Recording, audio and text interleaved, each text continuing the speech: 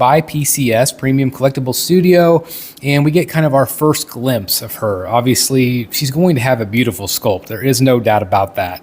And I like the overall art direction on this. I think that they did a really nice job. I feel like they've captured the spirit of Vampirella. But there are a couple of things that I have noticed about this piece, and I know a lot of other collectors have as well. But I wanted to focus on the portrait because when we were looking at the photos from the event, I didn't think that the portrait was that great.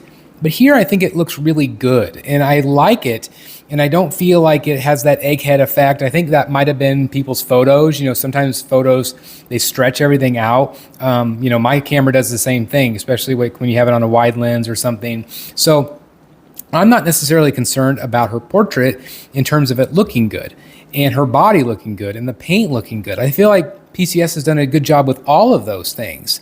But for me, and I think a lot of other collectors, they don't necessarily get a Vampirella from the actual art. I've heard a lot of people say, hey, this looks like a cosplayer. It doesn't really give off that Vampirella vibes, that vampire vibes.